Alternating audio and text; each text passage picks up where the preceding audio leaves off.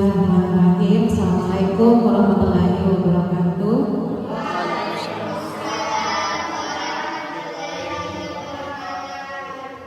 Ya, baik, mohon izin Bapak Ibu guru sekalian, meminta waktunya sebentar. Sebagaimana yang saya sampaikan pagi hari tadi, bahwa hari ini saya calon guru penggerak angkatan 11 Kabupaten Senjai akan mengadakan diseminasi mengenai budaya positif.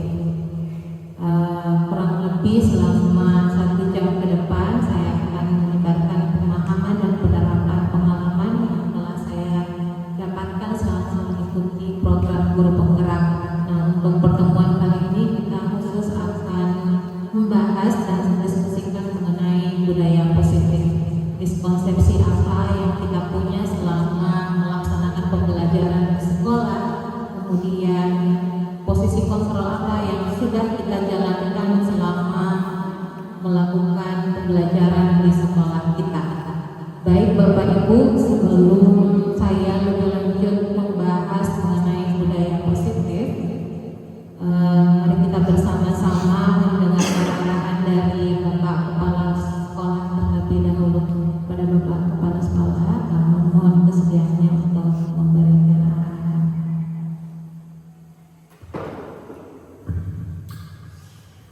Terima kasih.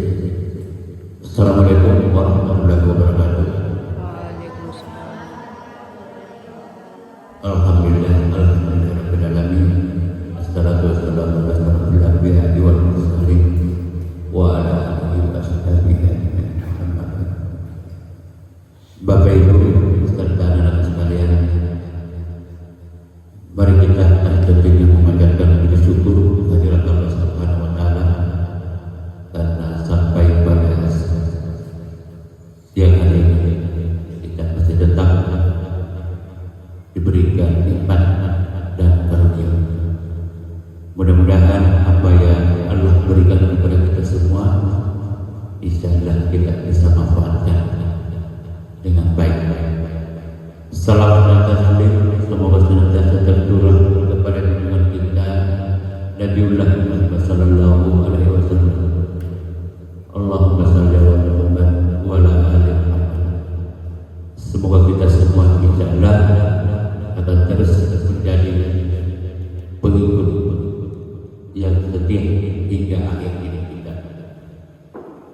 Bapak Ibu yang saya hormati serta anak sekalian yang saya cintai, pertama saya ucapkan terima kasih kepada Bapak Ibu semua, begitu pula kepada anak-anakku yang sudah mau meluangkan waktunya untuk memenuhi undangan teman kita Ibu Dinda dalam rangka merealisasikan salah satu program dalam kaitannya beberapa kegiatan dalam calon guru penggerak, yakni kegiatan diseminasi dengan materi menyebarkan pemahaman dan penerapan pengalaman budaya positif. Saya kira ini adalah hal yang sangat mendasar untuk kita selalu terapkan dimanapun kita berada. Apakah itu kita berada di dalam lingkungan sekolah ataupun berada di dalam lingkungan keluarga kita masing-masing. Budaya-budaya positif tentu harus selalu kita bisa terapkan, harus selalu bisa kita bimbing. Oleh karena itu, pada kesempatan hari ini, mari kita selalu mensupport teman kita Ibu Dinda untuk selalu bisa merealisasikan semua program-program yang akan dilalui, yang akan dilaksanakan berkaitan dengan tugas-tugas sebagai calon guru penggerak. Oleh karena itu, kepada Bapak Ibu semua serta anak sekalian, sekali lagi saya ucapkan kepada terima kasih. Semoga kehadiran kita di tempat ini insyaallah akan menambah wawasan kita semua dan sekaligus membantu Ibu Dinda dalam melaksanakan semua program sebagai calon guru penggerak. Saya kira ini saja sampai yang saya sempat sampaikan. Billahi taufiq wal hidayah. Assalamualaikum warahmatullahi wabarakatuh. Terima kasih Bapak untuk arahannya. Saya merasa sangat terhormat bahwa teman-teman di PTD SMP Negeri 36 Senjai meluangkan waktu dan mengapresiasi kegiatan yang menjadi salah satu prasyarat untuk melanjutkan kegiatan di program guru penggerak di modul 2 nanti di waktu yang akan datang. Jadi kegiatan saya hari ini adalah kegiatan penutup Bapak Ibu untuk di modul 1. Ada 3 modul totalnya yang akan saya selesaikan dan sekarang sudah ada di penghujung modul 1, akan memasuki modul 4, dan apa yang saya laksanakan hari ini adalah untuk memenuhi tugas aksi nyata di modul 1.4. Baik Bapak Ibu sekalian, terkait materi diseminasi pada hari ini mengenai budaya positif, ada 6 konsep inti yang akan kita bersama-sama diskusikan pada kesempatan hari ini. Yang pertama yaitu mengenai perubahan paradigma belajar, kemudian yang kedua adalah disiplin positif, yang ketiga nilai-nilai kebajikan, 4 kebutuhan dasar manusia, motivasi perilaku manusia, posisi kontrol guru, keyakinan kelas, dan yang terakhir adalah mengenai segitiga restitusi. Ada beberapa istilah yang mungkin terdengar baru bagi kita semua, dan mungkin sebentar semoga kita bisa bersama-sama lebih memperdalam dan memahami mengenai istilah-istilah yang mungkin bagi kita masih belum terlalu kita kenal bersama. Nah, untuk budaya positif sendiri Bapak Ibu sekalian, budaya positif itu pada dasarnya dia adalah nilai kebajikan yang menjadi keyakinan kita, dan pada akhirnya nanti ketika dilaksanakan itu bisa menjadi ciri khas dan budaya sekolah kita. Jadi di modul 1.4 calon guru penggerak diajarkan untuk memahami konsep-konsep dasar mengenai budaya positif untuk nanti pada akhirnya membuat satu program yang akan dilaksanakan dan diterapkan di sekolah. Nah, pembelajaran paradigma baru. Saat ini kita sedang menjalankan dan mengimplementasikan kurikulum Merdeka, di mana salah satu yang menjadi ciri khas dari kurikulum Merdeka itu adalah konsep profil pelajar Pancasilanya. Kemudian ada lagi istilah yang sebenarnya sudah kita laksanakan dari dulu Bapak Ibu mengenai pembelajaran berdiferensiasi. Hanya saja sekarang ketika kita menerapkan dan mengimplementasikan kurikulum Merdeka, yang menjadi highlightnya itu adalah pembelajaran berdiferensiasi. Saya pikir kita bersama-sama sudah tidak asing lagi dengan istilah ini, bahwa pembelajaran berdiferensiasi itu adalah pembelajaran yang fokus terhadap kebutuhan peserta didik, mengakomodir semua kebutuhan dan kecenderungan belajar peserta didik dan diramu dalam rancangan pembelajaran yang kita laksanakan di kelas ataupun di luar kelas. Kita mungkin sudah tidak asing dengan kecenderungan belajar peserta didik kita, yang ada yang lebih suka belajar melalui media visual, ada yang melalui media audio, dan ada juga yang kinestetik. Nah, itu adalah cakupan dari pembelajaran berdiferensiasi. Nah, konsep pembelajaran ini tentu saja berbeda dengan konsep pembelajaran yang berlaku sebelumnya, termasuk pada saat perancangan modul ajar, di mana kita dituntut untuk menampakkan aktivitas pembelajaran berdiferensiasi di dalam sintaks pembelajaran yang kita susun dalam modul ajar. Nah, itu adalah pembelajaran paradigma baru yang dimunculkan selama beberapa tahun terakhir. Kemudian kita akan lanjut membahas mengenai miskonsepsi yang kita miliki terkait dengan beberapa teori-teori belajar dan teori kontrol. Pembelajaran tradisional yang berlangsung selama ini biasanya memberikan kita ilusi bahwa orang dewasa itu punya hak untuk muridnya. Guru punya hak untuk memaksa muridnya. Nah, ini adalah salah satu miskonsepsi yang mungkin harus kita perbaiki karena sudah tidak sejalan dengan kodrat alam dan kodrat zaman yang peserta didik kita. Sekarang kita sudah di era teknologi memasuki 6.0, tapi kalau kita di daerah mungkin masih di 4.0 memasuki 5.0. Ada banyak tantangan yang kita hadapi sebagai guru. Saya sadar bahwa barangkali mungkin kita yang ada di pedesaan tidak terlalu nampak perbedaan budayanya pada saat anak-anak mengenal gadget dengan yang tidak. Beda dengan yang ada di kota besar. Nah, itu yang menjadi PR kita sebagai guru diperbaiki di kemudian hari. Kemudian ada miskonsepsi yang berikutnya Bapak Ibu, bahwa saat kita memberikan kritikan, membuat peserta didik kita merasa bersalah ketika melakukan pelanggaran, itu akan menguatkan karakternya.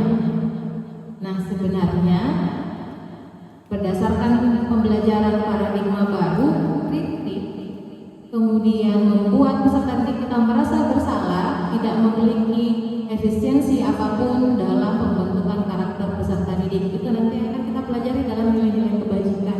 Akan kita perdalam mengenai konsep-konsep nilai kebajikan yang harus kita terapkan pada peserta didik. Kemudian miskonsepsi berikutnya adalah bahwa kita sebagai guru punya hak untuk mengontrol murid kita. Mengontrol yang dimaksudkan di sini adalah menjadikan murid hanya sebagai subjek, di mana yang mengambil keputusan, menentukan tanggung jawab sepenuhnya dipegang oleh guru. Padahal berdasarkan konsep pendidikan yang sangat klasik yang dinyatakan oleh Hajar Dewantara, tugas guru sebenarnya hanya sebagai penuntut, bukan sebagai pengontrol.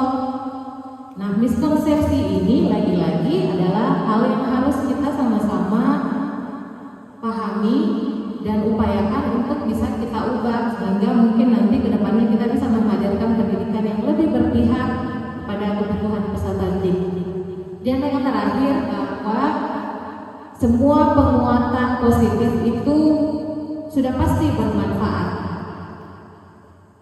Maksudnya, terkadang kita guru merasa bahwa ketika misalnya peserta didik kita melakukan pelanggaran atau ada misalnya kelakuannya yang tidak sejalan dengan norma-norma yang ada, kita kadang berpikir kalau kita sedang menasihati sudah pasti anak-anak bisa langsung mendapatkan manfaat dari apa yang kita sampaikan. Padahal sebenarnya tidak seperti itu adanya, dan mungkin kita sudah sadar karena terkadang peserta didik kita kalau dikasih tahu dan dengar di hari ini, nanti di waktu berikutnya nggak lupain lagi. Nah, miskonsepsi ini yang mungkin harus kita luruskan bersama-sama Bapak Ibu. Nah, berikut adalah pendekatan pendidikan yang selama ini dijalankan oleh kita sebagai pendidik. Dulu pendekatan yang kita percayai itu adalah pendekatan stimulus respon. Ini yang ada di tampak pada layar adalah perbedaan yang bisa kita lihat dari pendekatan stimulus respon dengan teori kontrol. Nah, kalau stimulus respon cenderung pendidik itu merasa bahwa kebutuhannya peserta didik itu sama. Makanya dulu waktu di kurikulum 2013 ATSP, kurikulum berbasis kompetensi tidak terlalu menampakkan mengenai perbedaan kecenderungan belajar peserta didik, sehingga pada saat kita penyusunan perangkat ajar, sintaks pembelajaran cenderung cuma mengakomodir satu kebutuhan belajarnya peserta didik karena pendekatan ini dulu yang dipakai. Nah, sekarang di kurikulum Merdeka pendekatan yang dipakai adalah teori kontrol, di mana kalau teori kontrol dia menganggap bahwa faktanya kebutuhan peserta didik kita berbeda-beda, tidak semua anak sama kemampuannya. Kadang kita mengovergeneralisasi bahwa semua anak harus cakap matematika, harus cakap IPA, harus cakap bahasa Inggris di waktu yang bersamaan, dan melupakan bahwa sebenarnya potensinya peserta didik kita itu berbeda-beda. Ada yang mungkin mampu di matematika tapi tidak mampu di olahraga, ada yang cakapnya di olahraga tapi tidak bisa berhitung. Konsep ini yang biasa bikin kita terlalu menaruh harapan yang besar ke peserta didik, sehingga pada akhirnya kita selalu menuntut peserta didik kita memiliki hasil belajar yang sama, menilai, melakukan evaluasi cuma berdasarkan penilaian asesmen yang kita lakukan di akhir semester. Padahal sebenarnya yang lebih penting daripada itu adalah memahami prosesnya anak-anak kita selama ini pada saat mereka belajar. Masuklah di situ psikomotor, masuklah afektif, masuklah ranah kognitif di dalamnya.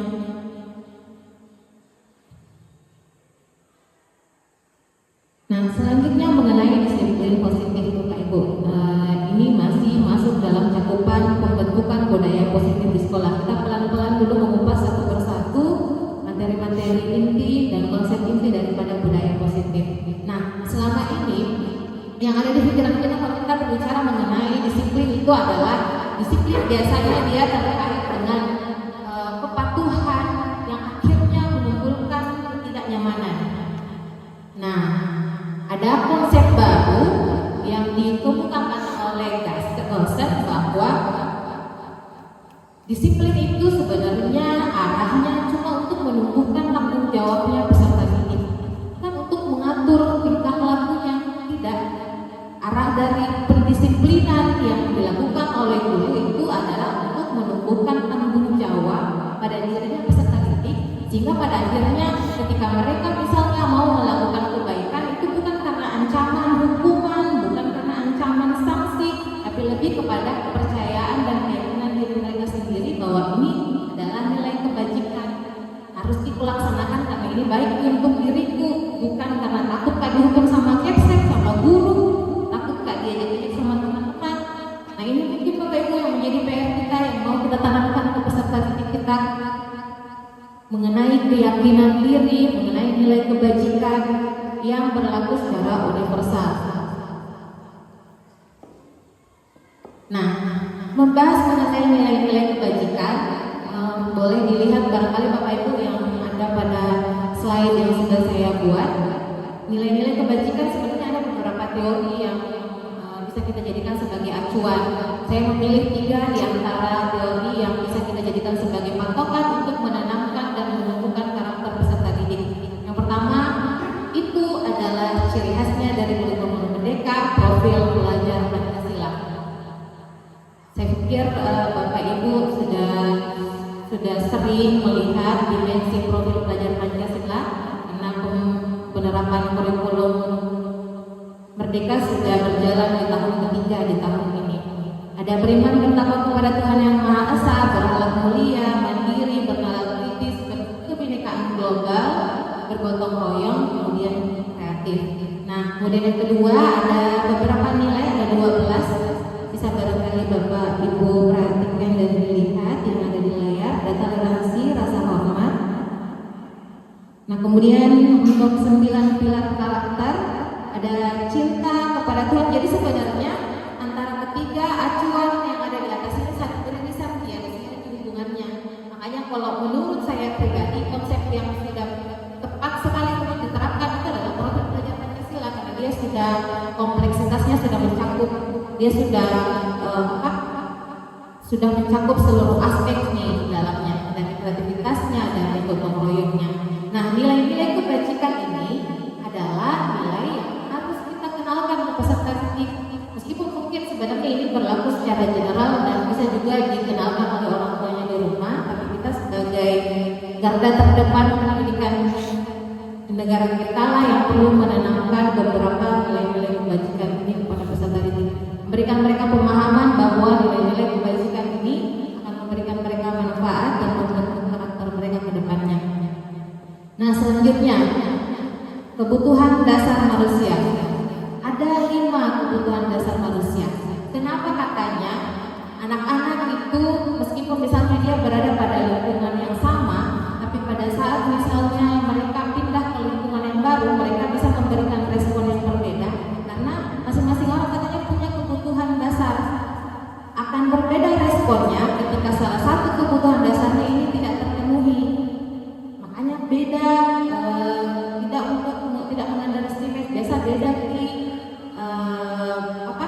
perilakunya anak-anak yang keluarganya misalnya butuh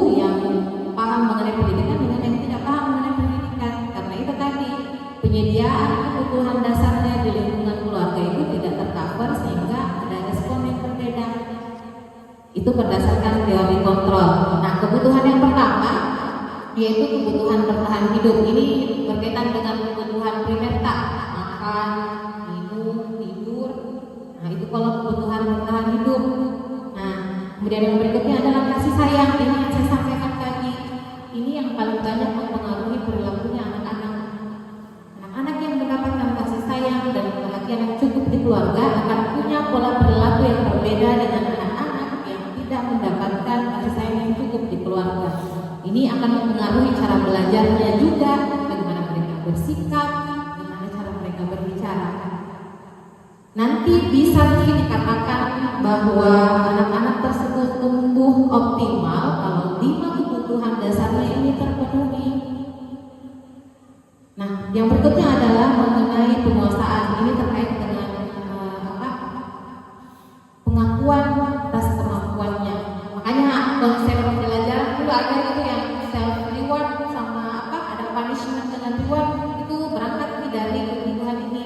Kenapa kita sebagai guru harus sering-sering dipuji anak-anak? Karena itu akan mempengaruhi pembentukan karakternya anak-anak kalau sering dipuji daripada sering disalah-salahkan. Nah, kemudian yang keempat itu adalah kebebasan. Karena manusia itu adalah makhluk bebas, mereka punya hak untuk menentukan jalan hidupnya sendiri, pun peserta didik kita. Jadi sekali lagi Bapak Ibu, balik ke konsep dan pemikiran Ki Hajar Dewantara bahwa tugas kita sebagai guru hanya menuntut peserta didik kita mencapai potensi terbaiknya. Jadi tidak bisa serta-merta mengubah karakternya peserta didik kita dalam suatu waktu, ya proses yang berjalan dan membutuhkan tahapan dan waktu serta usaha. Nah, yang terakhir yaitu kesenangan, kebutuhan untuk merasa senang. Jadi kenapa sebenarnya sekarang itu muncul nih kuliah di TikTok Bapak Ibu guru cara menyusun pembelajaran yang menyenangkan, kayak pakai ice cream, pakai media yang media-media yang interaktif. Itu untuk membangkitkan rasa senangnya peserta didik kita di sekolah. Beda, kenapa anak-anak pada akhirnya lebih senang belajar PJOK? Kalau yang saya perhatikan, karena di PJOK mereka kelihatannya bahagia pada saat belajar. Sementara pada saat belajar bahasa Inggris misalnya, yang belajar teori di kelas, anak-anak cenderung monoton karena itu tadi. Nah, ini juga mungkin menjadi PR saya sebagai guru untuk mungkin nanti ke depan menyediakan pembelajaran yang lebih interaktif sehingga kesenangannya anak-anak bisa kita bangun di kelas. Nah, berikutnya sampai 30 menit ke depan kita akan membahas teori dulu Bapak Ibu, sebelum mungkin nanti kita akan melakukan diskusi. Ini untuk menyamakan persepsi saja dulu. Kemudian motivasi perilaku.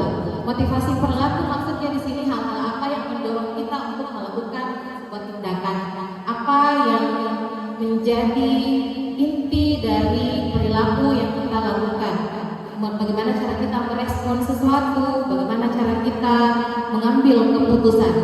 Nah, yang pertama, salah satu motivasi perilaku manusia itu yang pertama saya sudah sebutkan tadi, bahwa terkadang umumnya anak-anak kita di sini kalau mau mematuhi aturan, biasanya mereka didasari oleh rasa takut, karena takut dihukum, takut dikasih sanksi. Ini motivasi yang kalau menurutnya yang paling rendah. Nah, kemudian motivasi yang kedua untuk mendapatkan penghargaan, mau dipuji. Itu motivasi yang asalnya dari luar, kita menyebutnya motivasi ekstrinsik.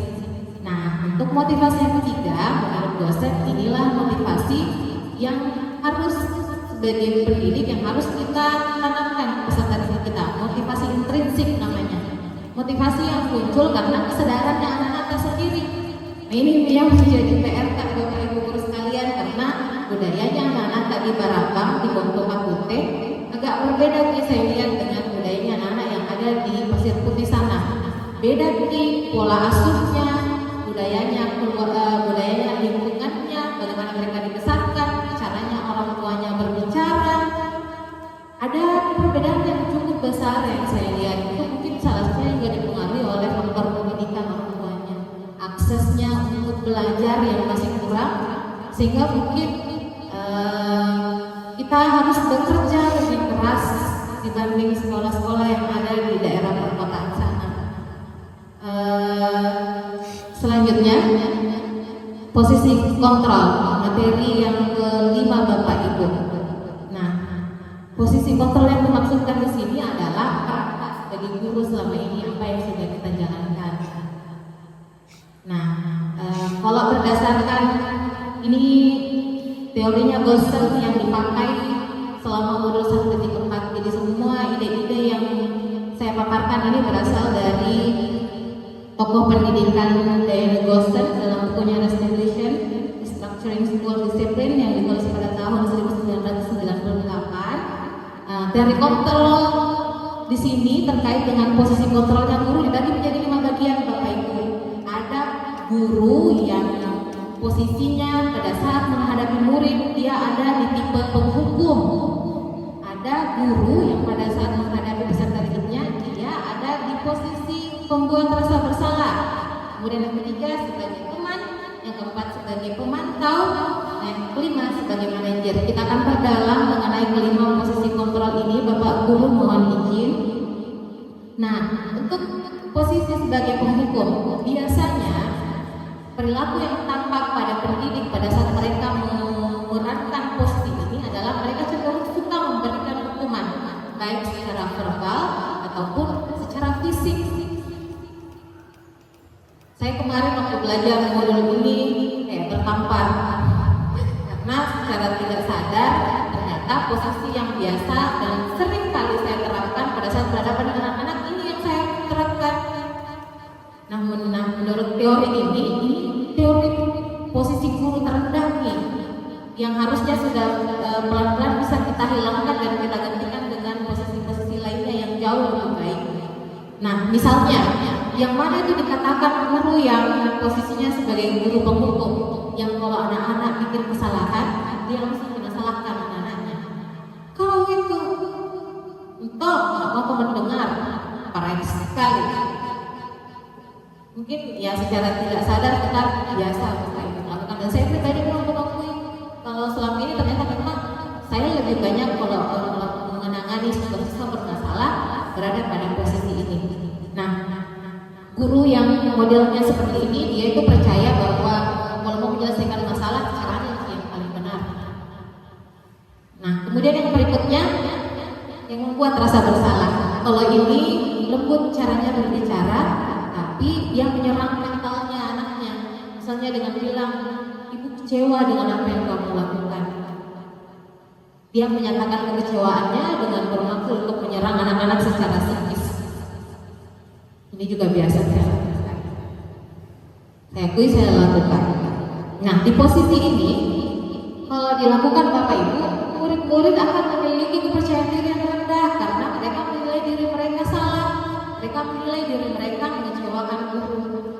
Makanya mungkin kalau di antara kita masih ada yang memainkan peranan ini pada saat pembelajaran, baik di dalam kelas atau sebelum kelas, kita mungkin sudah bisa bersama-sama memperbaiki dan melakukan tindakan yang lebih baik untuk menangani siswa-siswa kita ke depannya. Kemudian yang ketiga, ini sebagai teman. Saya kira kita yang paling, kalau saya guru di sini yang menjalankan peran ini Pak Heri. Dia biasanya dekat sekali dengan peserta didik, cuma kekurangannya kalau di posisi ini kadang melahirkan kecemburuan sosial di beberapa anak-anak. Karena kita sebagai guru tidak bisa menyamaratakan peran kita sama anak-anak, kadang lebih dekat dengan kelas ini, kadang tidak dekat dengan kelas itu. Makanya posisi ini juga dianggap tidak begitu kuat untuk diterapkan. Nah, selanjutnya sebagai pemantau.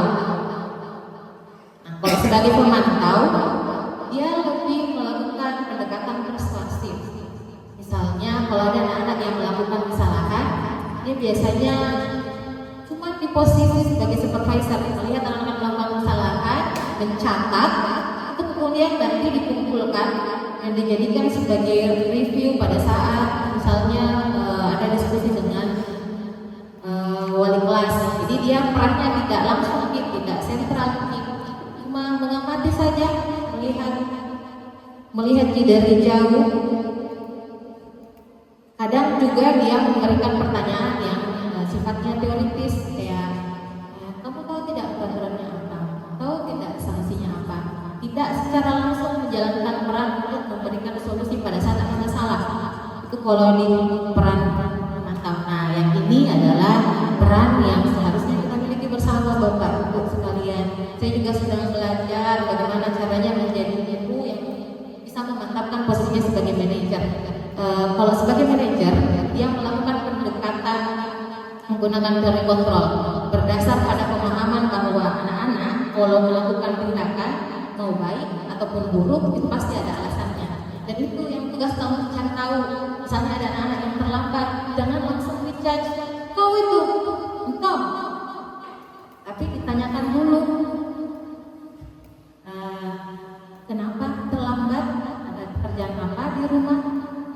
Jadi ini posisi-posisi ini Bapak Ibu, posisi yang kita lakukan pada saat menangani peserta didik kita. Bagaimana cara kita menyelesaikan masalah yang muncul terkait dengan peserta didik kita di sekolah. Nah, contoh-contoh ungkapannya yang bisa kita pakai kalau mau menjadi manajer itu adalah misalnya kalau yakin ini bilang salah kita, bagaimana cara tak perbaiki ini? Langsung ditanya apa solusinya. Jadi anak-anak itu diajarkan untuk bukan cuma dikasih dia maksudnya ditunjuk bilang salah gitu, tapi diajari dia untuk mencari solusi memperbaiki kesalahannya. Jadi dia ada upaya untuk pembentukan karakter di dalamnya. Nah, mungkin ini adalah PR kita bersama, bagaimana caranya supaya kita bisa menjadi guru sekaligus manajer yang sebenar-benarnya. Saya kira Bapak Ibu guru semua mungkin sudah pernah menjalankan peran-peran yang 5 ini. Semoga mungkin yang untuk peran penghukum bisa kita sama-sama kurangi dan mempermantap posisi kita sebagai manajer ke depannya. Nah, sekarang kita masuk di sesi sharing pengalaman Bapak Ibu. Saya minta kesediaan dari Bapak Ibu sekalian untuk sharing pengalaman terkait salah satu atau boleh lebih dari satu posisi guru yang pernah Bapak Ibu terapkan di sekolah.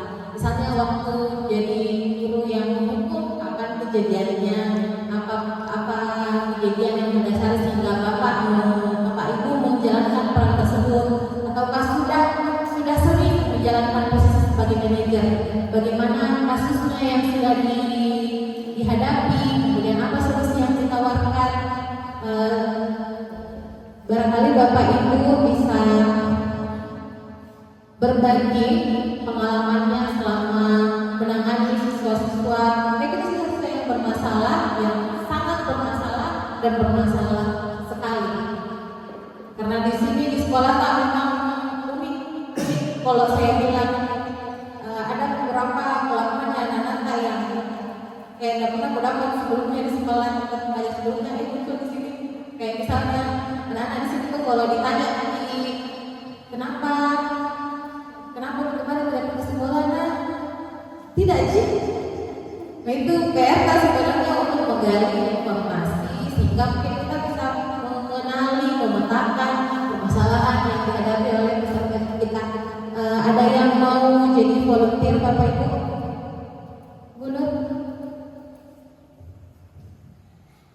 Kalau bicara gurunya nanti ke depan, tetap berdiri nanti dari depan sini. Atau Bu Enti, berada di manakah posisi kita selama ini? Itu pertanyaannya. Apakah kita guru yang suka menghukum? Apakah kita guru yang seringnya membuat bikin anak-anak tak merasa bersalah? Apakah kita sudah memainkan peran kita sebagai teman, memantau, atau ternyata sudah sampai di level tertinggi dari posisi guru? Kita sudah berhasil menerapkan posisi sebagai manajer. Pak Sabar, silakan. Semuanya Bapak Ibu ya. Baik, Assalamualaikum warahmatullahi wabarakatuh. Ya, terima kasih atas kesempatan yang diberikan kepada saya untuk sharing pengalaman terkait saya selama ini. Jujur, saya sendiri dari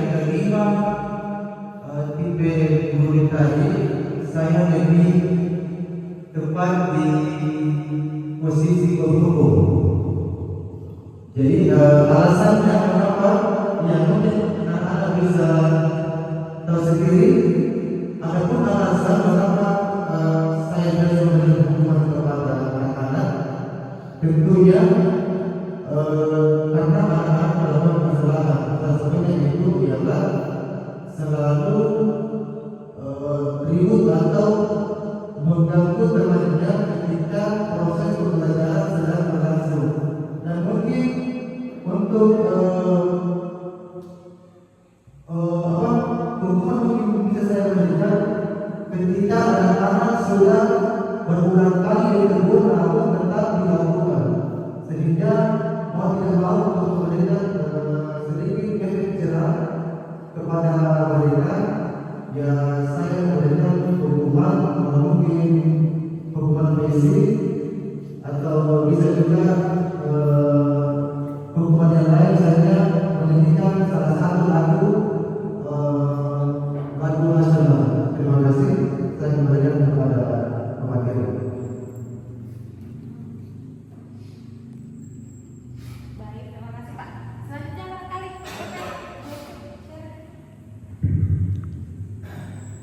berada di posisi manakah posisinya Bapak Ibu? Terima kasih atas kesempatan yang diberikan.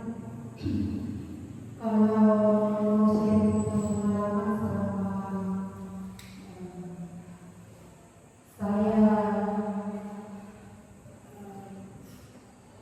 saya berada di khususnya di sekolah ini, sebenarnya kalau saya melihat dan saya mengalami, murid itu tidak pernah lepas dari kebiasaan hukum. Kalau ada dikala aku peserta poin-poin kami tidak ketika berada di kelas,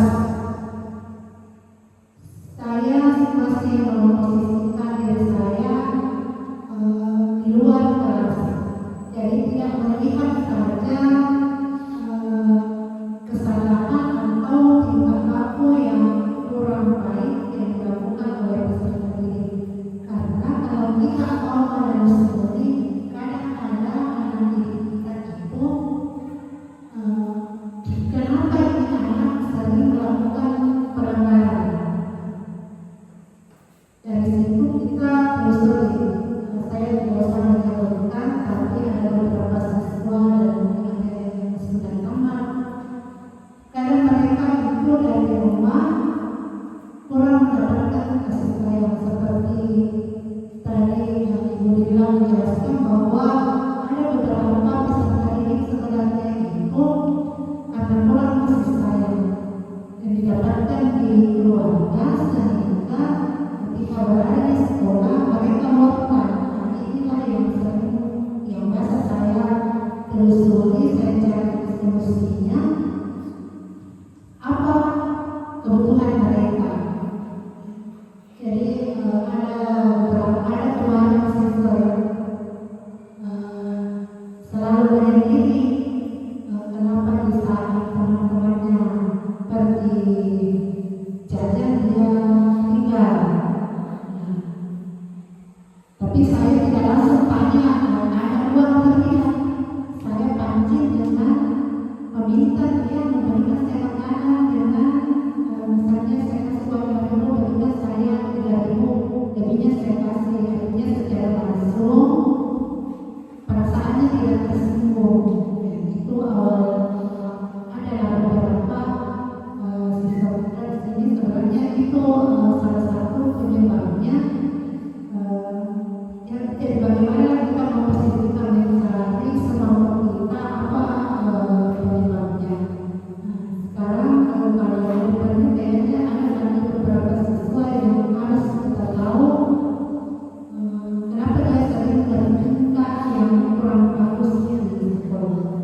Saya kira sementara terima kasih, sampai jumpa. Baik, kalau dari Bu Eti, memang pengalaman tidak bohong ya. Pengalaman Bu Eti ternyata memang selama ini sudah mampu menjalankan peran sebagai guru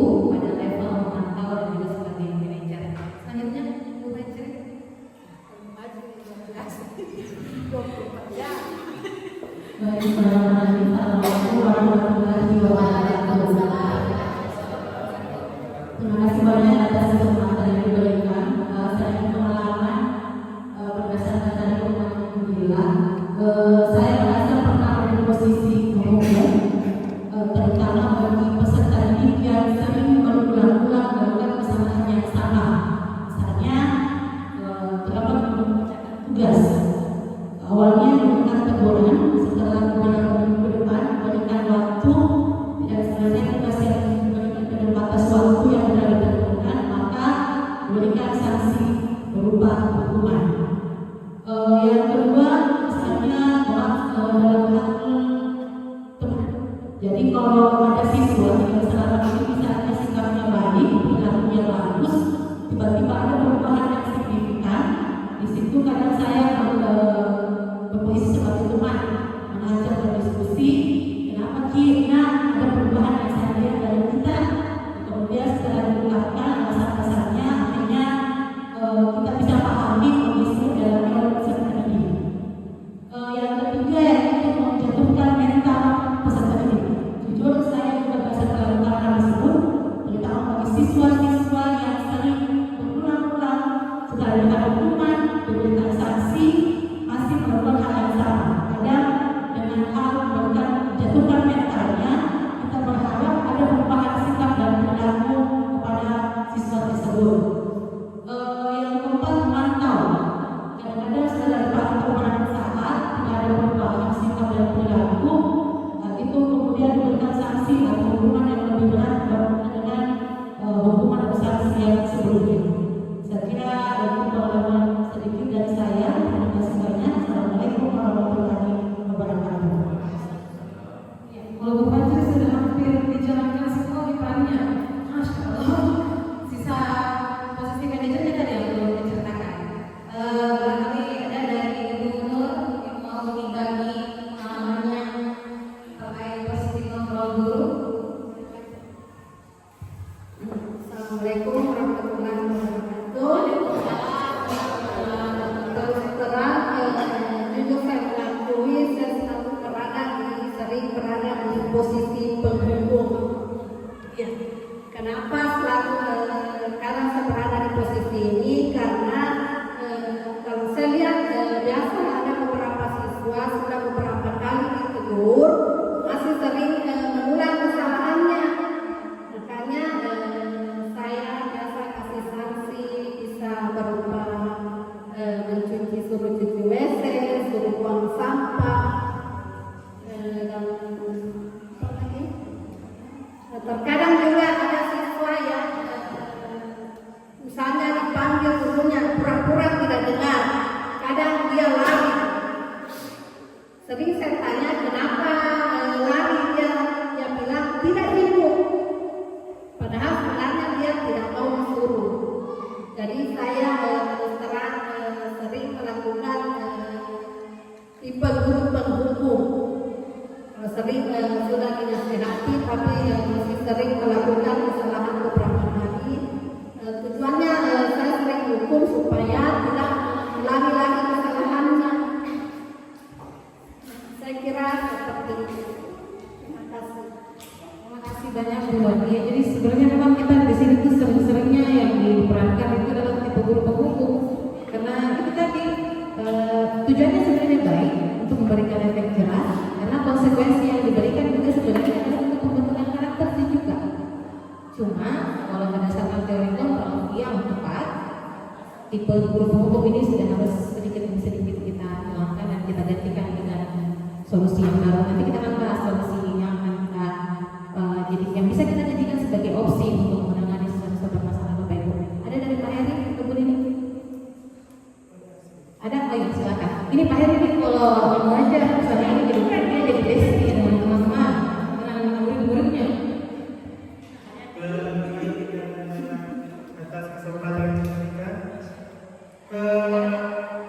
Kalau bicara masalah siswa, saya sering saya lihat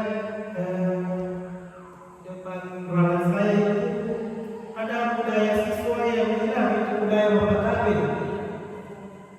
Iya, asal apa namanya asal lewat saja. Sebenarnya itu budaya itu penting.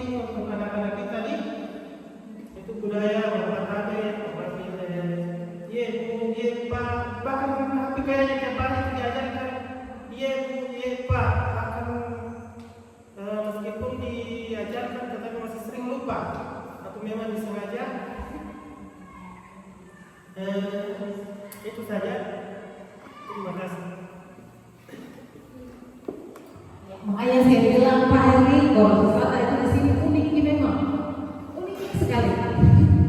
Saking uniknya waktu pertama kali ditempatkan di sini saya agak kaget. Anak-anak biasanya kan kita kalau bicara sama guru Kak bilang iya Bu, kalau anak-anak itu kadang bilang Bu atau Paknya di belakang. Nah memang di sini saya bilang Pak kita memang sini harus kerja keras. Makanya meskipun sedikit, saya bersyukurnya kita di SMP 36 itu meskipun sedikit tenaga pendidik, tapi alhamdulillah kolaborasinya terbukti kemarin pada saat kegiatan meskipun Bu Eti fokus mengurus anak pramuka, alhamdulillah kita dapat 2 piala.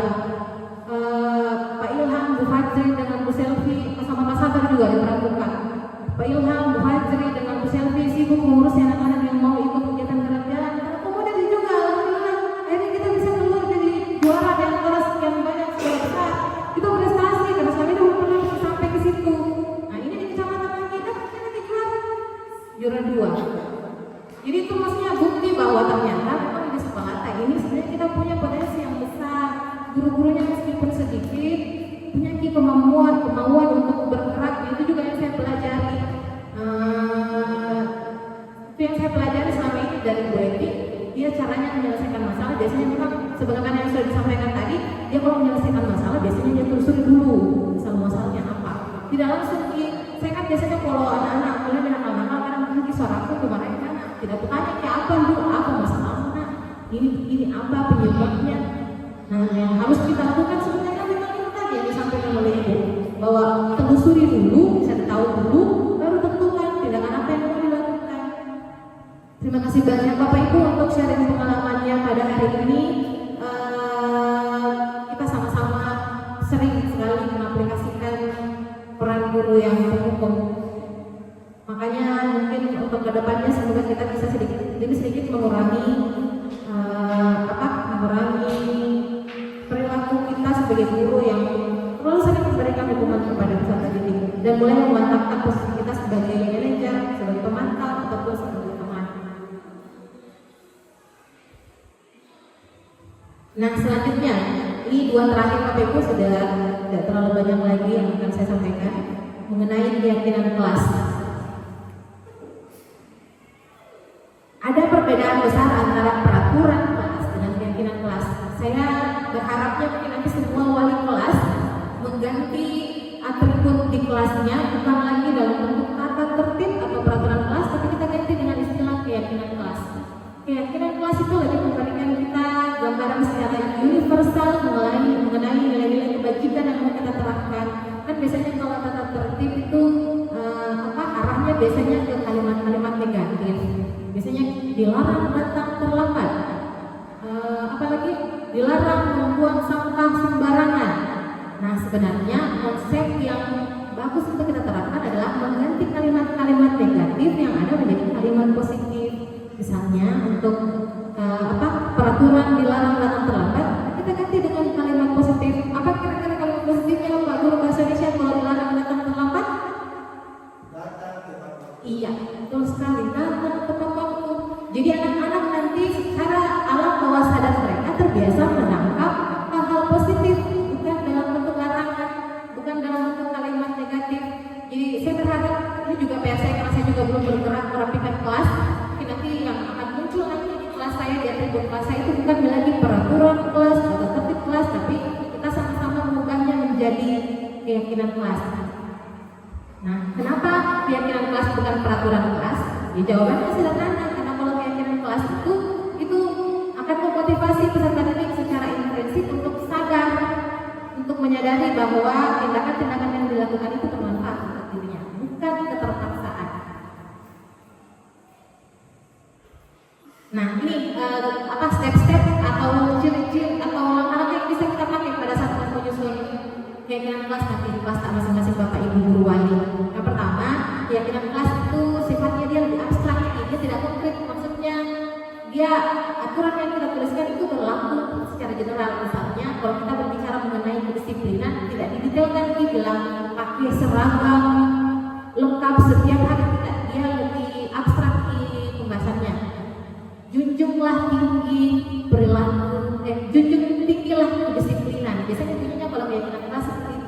dia lebih general pembahasannya. Jadi anak-anak juga nanti punya cakupan yang lebih luas nih, bukan cuma berdasarkan aturan-aturan kayak itu. Anak-anak nggak dididik tapi nggak harus pakai seragam, harus pakai ini, tapi mereka lebih mengeneralisasi bahwa oh iya, perilaku-perilaku yang harus saya pelihara itu adalah ini loh.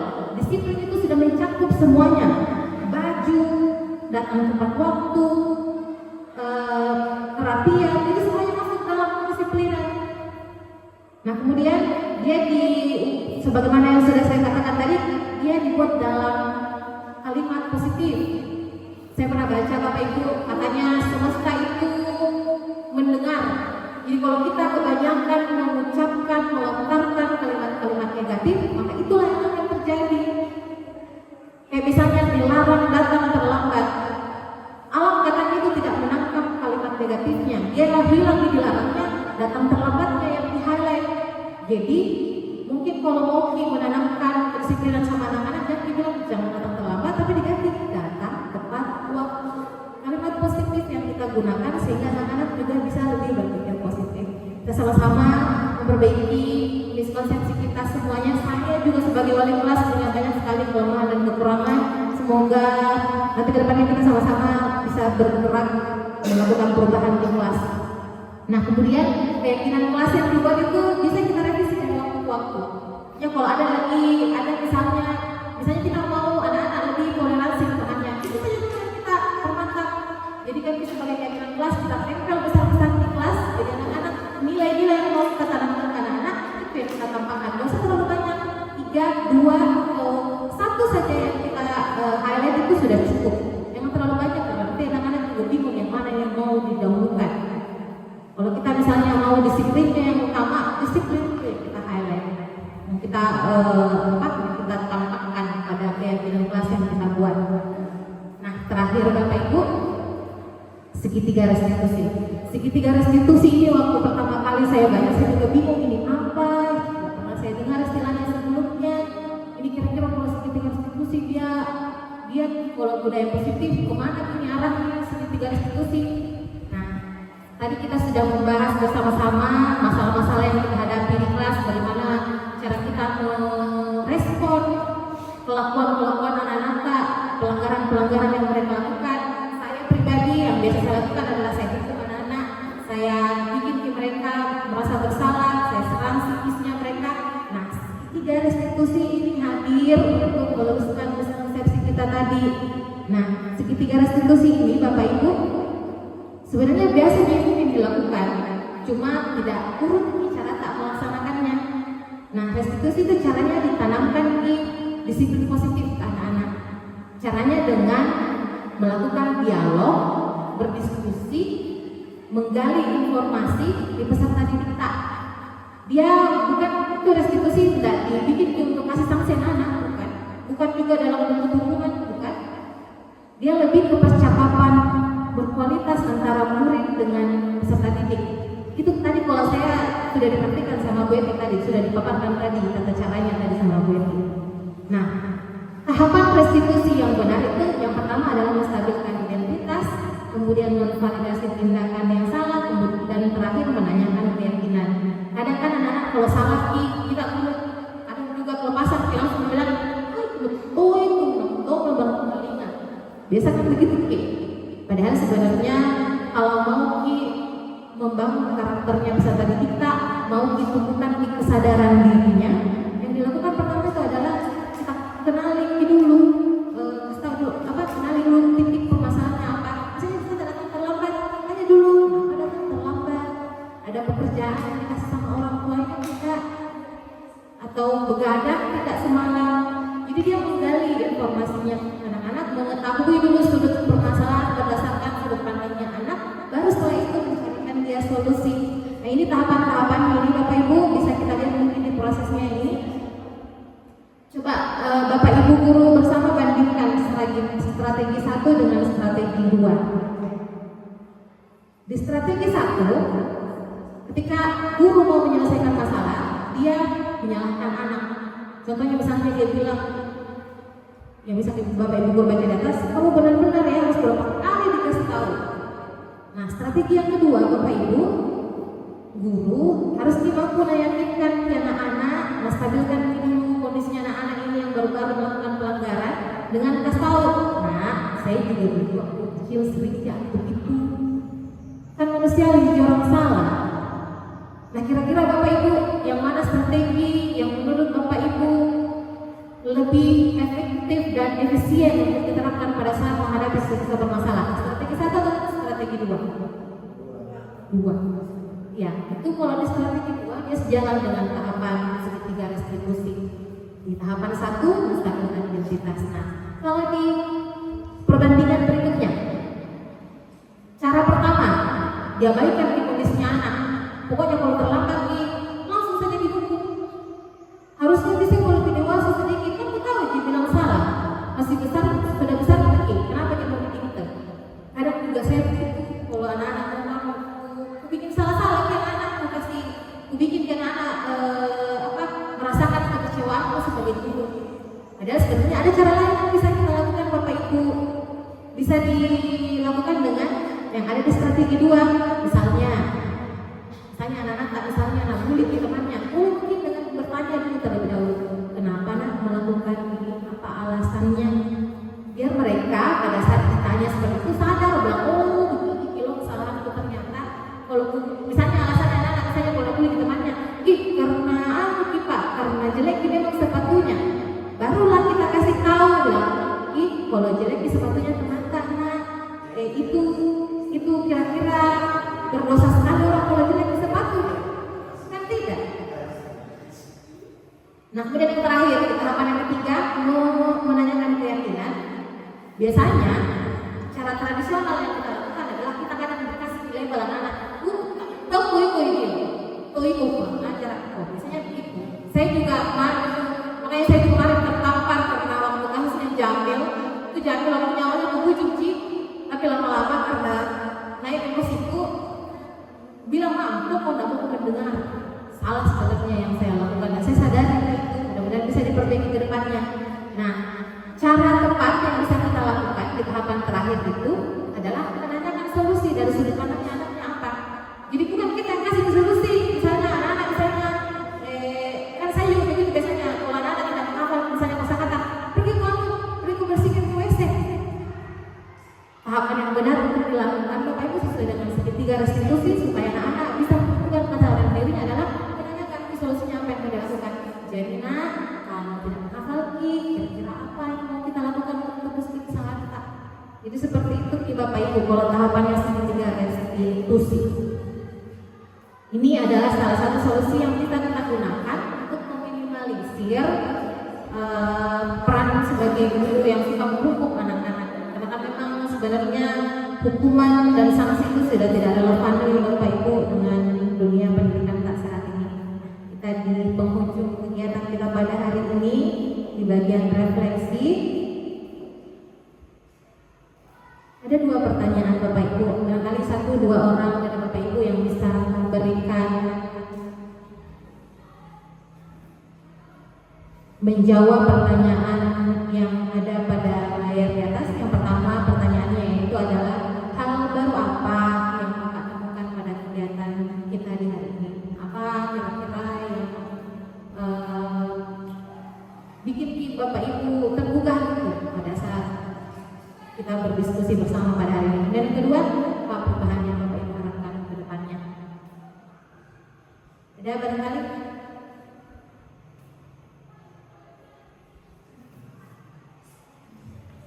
Bu Weti, silakan Weti. Asalnya ada kamera. 2 orang nih, 2 orang. Terima kasih kembali dari pemaparan tadi begitu banyak hal yang kita temukan yang mungkin baru pernah kita lakukan selama ini. Ada banyak hal yang bisa kita jadikan sumber ketika kita menemukan atau mendapatkan peserta didik yang bermasalah. Salah satunya tadi kita tidak boleh langsung memvonis ketika peserta didik melakukan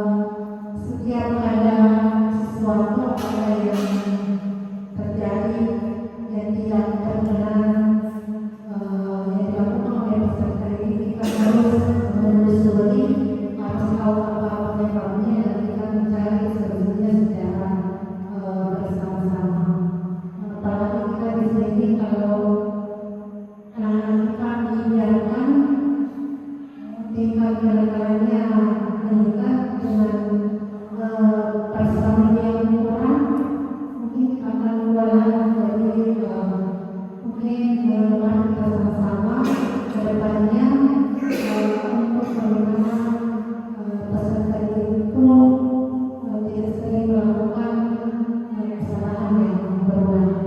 Saya kira itu saja. Waalaikumsalam. Ada tambahan Kak? Sabar. Baik, assalamualaikum warahmatullahi wabarakatuh. Waalaikumsalam. Terima kasih untuk kesempatan yang kedua. Hal pertama yang akan dilakukan pada kegiatan kali ini tentu ada beberapa hal yang saya lakukan secara pribadi pada kegiatan diseminasi pada hari ini. Salah satunya ialah saya bisa mengetahui posisi saya sebagai beberapa di mana. Kemudian selain itu saya juga dapat memahami apa itu segitiga restitusi. Karena terus terang selama ini saya biasa mendengar istilah ini dari rekan-rekan saya yang sudah mengikuti program bergerak. Namun pada kesempatan kali ini saya baru paham apa yang dimaksud dengan segitiga restitusi. Kemudian pertanyaan kedua, apa perubahan yang akan dilakukan ke depannya? Tentunya ke depannya saya berharap dan kita semua berharap untuk lebih bisa memahami budaya positif dan mengimplementasikannya di dalam kehidupan sehari-hari, terutama dalam proses pembelajaran di sekolah. Terima kasih. Assalamualaikum warahmatullahi wabarakatuh. Terima kasih Bapak Bu Guru sekalian atas klarifikasi mengenai kegiatan ini. Baik, saya pribadi meskipun mungkin rezekinya lebih dulu menempuh pendidikan di program guru penggerak Bapak Ibu, tapi secara pribadi saya sebenarnya belajar banyak dari Bapak Bu Guru sekalian. Dari WP saya belajar mengenai manajemen guru yang lebih baik, dari Kapajur saya belajar mengenai kedisiplinan, dari Gunur saya belajar bagaimana caranya menghadapi masalah tanpa masalah. Gunur itu mau ada masalahnya apa tetapi senyum, itu yang saya pelajari dan memang harus gitu-gitu kalau jadi guru. Pintar-pintar menyerap ilmu dari teman-teman sekitar, tak merefleksi kekurangan apa, berkolaborasi dengan teman-teman. Saya pikir kalau soal kolaborasi kita di 36 sudah tidak diragukan lagi kualitas kolaborasinya teman-teman. Mohon maaf sekali kemarin di kegiatan 17 Bapak Ibu kurang maksimal dalam membersamai teman-teman semua karena ada beberapa agenda juga yang bertabrakan. Makanya mungkin saya di sini berdiri di depannya Bapak Ibu guru sekalian bukan karena saya mau menjadi guru tak lebih hebat atau apa, tidak. Ini adalah perwujudan dari peran yang saya jalankan sebagai guru yang reflektif dan mau berkolaborasi. Terima kasih banyak untuk kesediaan Bapak Ibu guru atas kolaborasinya hari ini.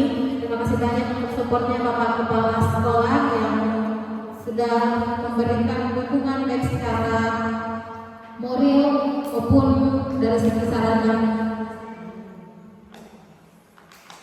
Semoga mungkin depannya nanti Bapak Ibu kita bisa memantapkan posisi kita sebagai guru yang terus-menerus belajar sepanjang hayat, tidak berhenti untuk belajar. Belajar itu bukan cuma ikut webinar, ikut seminar, ikut program bergerak, tidak. Belajar seperti yang saya sampaikan tadi, meniru teladan dari teman-teman, kemudian kita aplikasikan ke diri kita. Itu yang saya lakukan. Terima kasih banyak untuk inspirasi baiknya dan motivasinya teman-teman sekalian. Sebelum menutup kegiatan kita di hari ini, saya meminta kesediaan Bapak Kepala Sekolah untuk memberikan penguatan terkait hal-hal apa yang nanti bisa kita laksanakan ke depannya. Kepada Bapak dengan hormat saya persilakan. Terima kasih Ibu. Assalamualaikum warahmatullahi wabarakatuh. Bapak Ibu beserta anak sekalian, jadi setelah kita mengikuti kegiatan seminasi pada siang tadi, ternyata kita harus melaksanakan tugas kita. Kadang ada hal-hal yang mungkin kita anggap benar, tapi menurut mereka belum sepenuhnya benar. Oleh karena itu kita sangat bersyukur dan terima kasih atas kehadiran Alhamdulillah sebagai calon guru penggerak di sekolah kita yang sudah mau memberikan informasi baru buat kita, dan insyaallah informasi yang diberikan itu kita akan selalu berusaha untuk menerapkan di sekolah kita, terutama dalam hal mengembangkan sekolah, baik dalam proses belajar mengajar, begitu pula dalam usaha kita membina anak-anak atau peserta didik yang ada di PTN di Kelurahan Sungai. Sebab apa? Kita yakin semua bahwa pembimbingan dan binaan-binaan yang kita berikan kepada seluruh peserta didik kita dengan berbagai cara yang kita tempuh, seperti apa yang disampaikan tadi oleh Betty, di mana kita punya anak-anak yang memang mempunyai keragaman secara psikologis ataupun secara mentalnya mungkin, sehingga kita harus secara bijak dan arif melihat anak-anak kita. Ya, saya terus terang terkadang, dan itu masih terbawa sampai sekarang sebetulnya, saya dalam melihat anak-anak melakukan pelanggaran itu saya lebih gondok dan lebih sering menghentikan pelanggaran itu dengan cara fisik. Ya, meskipun itu saya selalu katakan bahwa itu sangat-sangat tidak dibenarkan, sangat-sangat tidak dibenarkan. Akan tetapi saya juga selalu berpikir bahwa memang terkadang ada anak-anak yang suka melakukan pelanggaran dan hanya mau berubah jika pernah disakiti. Ya, sekalipun itu memang sangat berbahaya bagi kita, sangat berbahaya bagi kita. Tetapi kita harus selalu mempunyai pilihan. Dan saya memang selalu berkeyakinan bahwa setiap pilihan itu selalu mempunyai konsekuensi. Dan setiap yang kita lakukan selalu harus siap untuk mempertanggungjawabkan. Oleh karena itu kita harus selalu bijak dan selalu arif. Ya. Oleh karena itu kita harus selalu bijak dan selalu arif dalam setiap mengambil tindakan kita. Saya kira sudah demikian, dan sekali lagi terima kasih saya berikan kepada ibu bapak, begitu pula kepada anak-anak kita semua yang sudah hadir bersama kita dalam mengikuti diseminasi yang disampaikan oleh Ibu Dila selaku calon guru penggerak 11. Mudah-mudahan apa yang disajikan oleh Ibu Dila pada siang hari ini insyaallah akan menjadi modal berharga buat kita semua untuk menjadi tenaga pendidik yang profesional. Terima kasih sekali lagi. Billahi taufiq wal hidayah. Assalamualaikum warahmatullahi wabarakatuh. Terima kasih banyak Pak Kepala Sekolah penguatannya. Terakhir Bapak Ibu closing statement, guru yang berhak mengajar itu adalah guru yang terus belajar. Kalau kita tetap terus belajar, memperdalam kita dalam mengajar, mengajar itu sesuatu yang dinamis, dia berubah dari waktu ke waktu. Terakhir sebelum saya tutup, saya mau kasih pantun. Kalau mau membaca sampai ujung, yang lain bilang cakep ya. Berbaju kurung siang darah. Cakep. Tampil berhias kembang melati. Cakep. Masih lalu berbicara. Mohon maafkan sebelum nanti. Assalamualaikum warahmatullahi wabarakatuh.